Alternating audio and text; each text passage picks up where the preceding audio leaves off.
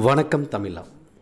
TRP அபிஷியலாக ஒரு update விட்டுருக்காங்க. என்ன பார்த்தீங்கன்னா, செகண்ட் கிரேட் டீச்சர்ஸ்க்கான ஒரு ரெக்ரூட்மெண்ட் தான், direct recruitment. TET paper 1 pass ஆனவங்க இந்த தேர்வை எழுதலாம். எஸ்ஜிடி தேர்வு அப்படி சொல்கிறாங்க. 2024 இப்போ நோட்டிஃபிகேஷன் விட்டுருக்காங்க. எப்போ இருந்து அப்ளை பண்ணணும், எது லாஸ்ட் டேட்டு, எக்ஸாம் டேட் எப்போ, எந்தெந்த சப்ஜெக்ட் படிக்கணும், தமிழ் மொழி தகுதி தேர்வு அண்டு என்னென்ன சப்ஜெக்ட் இருக்குது, எவ்வளோ மார்க் அப்படி டீட்டெயிலாக நம்ம பார்க்க போகிறோம். வாங்க வீடியோக்குள்ளே போகலாம். இப்போ டிஇடி பேப்பர் 1 பாஸ் ஆனவங்க இந்த செகண்டரி கிரேட் டீச்சர்ஸ் தேர்வை எழுதிக்கலாம். 2024 ஜூன் மாதம் நடக்க இருக்குது. ஓகேங்களா, வாங்க போகலாம். எவ்வளோ வேக்கன்சி அப்படிங்கிறத பார்க்கலாம்.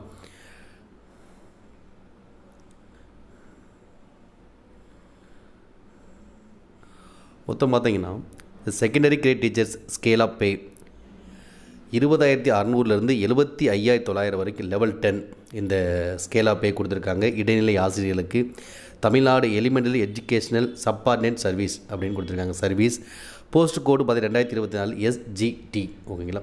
நம்பர் ஆஃப் வேக்கன்சிஸ் பார்த்தீங்கன்னா 1768 டென்டேட்டிவ், தற்காலிகமாக 1768 அப்படிங்கிற வேக்கன்சி கொடுத்துருக்காங்க. காலப்போக்கில் அது கூடலாம் குறையலாம். கரண்ட் வேக்கன்சி பார்த்தீங்கன்னா இதில் 1729 தான். பின்னடைவு காலி பணியிடங்கள் 39 பணியிடங்கள், மொத்தம் சேர்த்து 1768. இதில் தமிழ் வழி எவ்வளோ இருக்குது, தெலுங்கு, உருது, கன்னடம் மற்றும் நலத்துறை பள்ளிகள் எவ்வளோ இருக்குது அப்படிங்கிறது நம்ம பார்க்கலாம். மொத்தம் வேக்கன்சி எவ்வளவு. டிஇடி பேப்பர் 1 பாஸ் ஆனவங்க இந்த தேர்வை எழுதலாம். உங்கள் நண்பர்களுக்கும் ஷேர் பண்ணுங்கள். பேப்பர் 1 பாஸ் ஆனவங்க இந்த தேர்வுக்கு தயாராகிக்கங்க. ஜூன் மாதம் தான் தேர்வு நடக்க போகுது. வேக்கன்சி மொத்தம் 1768. முக்கியமான தேதிகளை குறித்து வச்சுக்கோங்க. நோட்டிஃபிகேஷன் இன்றைக்கி தான் வெளியாகிருக்கு. இந்த இடைநிலை ஆசிரியர் பணிக்கான அறிவிக்கை 9/2/2024 வெளியாகிருக்கு. எப்போ அப்ளை பண்ண ஸ்டார்ட் ஆகாமத ஆன்லைன் அப்ளை தான், ஆன்லைன் மோட் அப்ளை தான். 14/2/2024 14/2/2020 அப்ளை பண்ண ஸ்டார்ட் பண்ணிடலாம். லாஸ்ட் டேட் எப்போ பார்த்தீங்கன்னா அப்ளை பண்ணுறதுக்கு 15/3, அதாவது பிப்ரவரி 14 மார்ச் 15 வரைக்கும் அப்ளை பண்ணிக்கலாம். Date of examination OMR method தான், சிபிடி மெத்தட் கிடையாது. OMR மெத்தட் தான். எப்போ நடக்கும்னு சொல்லியிருக்கேன்னா ஜூன் மாதம் 23 23/6/2024. அப்போ நோட்டிஃபிகேஷன் இன்றைக்கி விட்டுட்டாங்க. இடைநிலை ஆசிரியர் பணிக்கான தேர்வு டிஇடி பேப்பர் 1 தேர்ச்சி பெற்றவர் எழுதக்கூடிய இந்த இடைநிலை ஆசிரியர் பணிக்கான தேர்வுக்கான அறிவிப்பு இன்று வந்தது.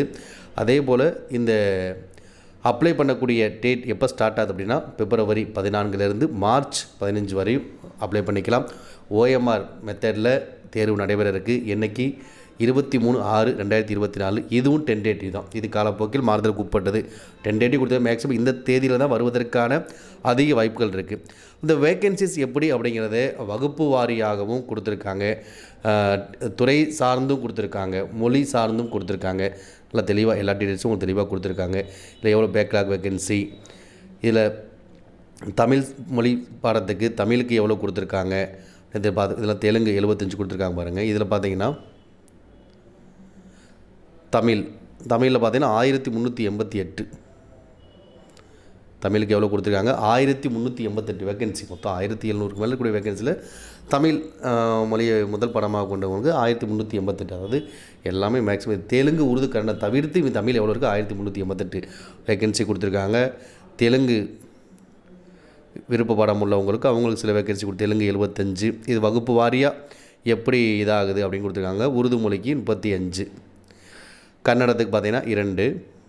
அதுக்கப்புறம் பார்த்திங்கன்னா இந்த directorate of MBC for DNC welfare Kallar reclamation schools, அதாவது கல்லர் நலத்துறை பள்ளிகள்லையும் வேக்கன்சி கொடுத்துருக்காங்க. இதில் பார்த்திங்கன்னா கல்லர் நலத்துறை பள்ளிகளில் 18 வேக்கன்சி கொடுத்துருக்காங்க. அதே போல் ஆதி திராவிடர் பள்ளிகளில் பார்த்திங்கன்னா 139 வேக்கன்சி கொடுத்துருக்காங்க.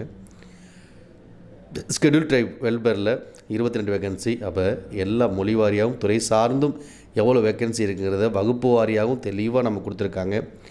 அப்போ சென்னை கார்பரேஷன் அதை எந்தெந்த பள்ளிகள் இருக்குது அப்படிங்கிறது சொல்லியிருக்காங்க. ஓகேங்களா.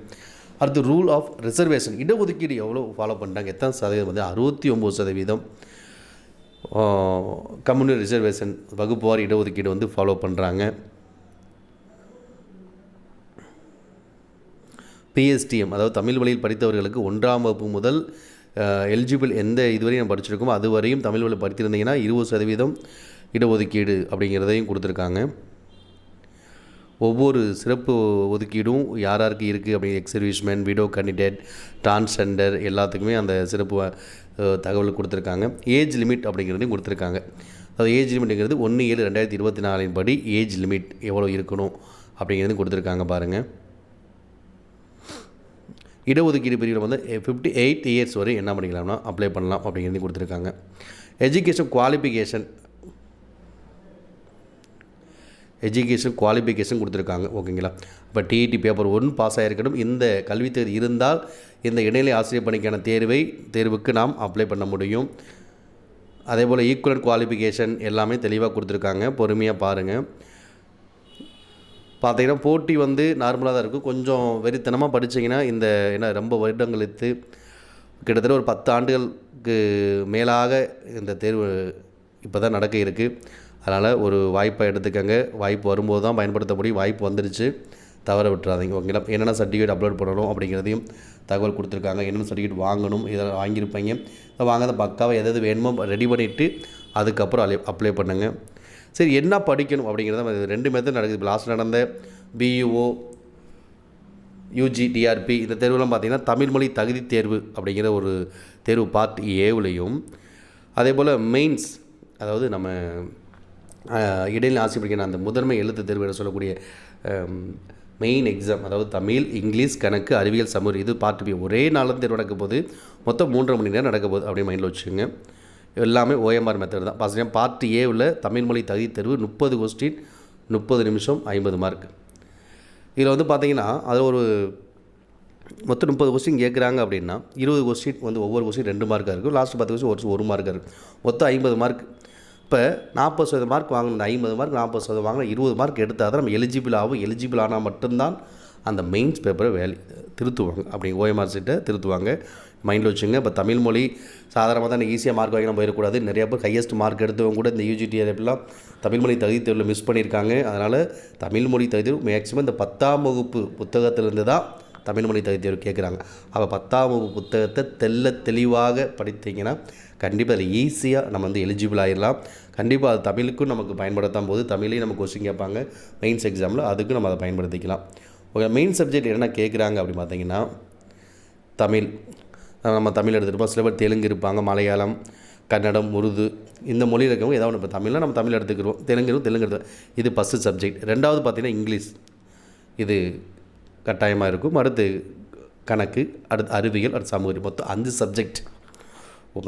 சப்ஜெக்ட் இருக்குது. ஓகேங்களா? அதாவது பார்ட் ஏல தமிழ் மொழி தகுதி தேர்வு 30 கொஸ்டின், பார்ட் பியில் 150 கொஸ்டின், 5 சப்ஜெக்ட். தமிழ் மொழி பாடம் 1, அடுத்து இங்கிலீஷ் 2வது மொழி பாடம், அடுத்து கணக்கு, அறிவியல், சமூகம் 5 பாடப்பிரிவுகள். ஒவ்வொரு பாடப்பிரிவுக்கும் 30 கொஸ்டின் கேட்கலாம். சிலபஸ் எப்படி இருக்குங்கிறது நமக்கு அந்த ஜியோ கொடுத்துருக்காங்க. சிலபஸ் அப்டேட் பண்ணுங்கள், அதையும் நீங்கள் பார்த்துக்கலாம். மொத்தம் 150 கொஸ்டின்ஸ், 3 மணி நேரம்.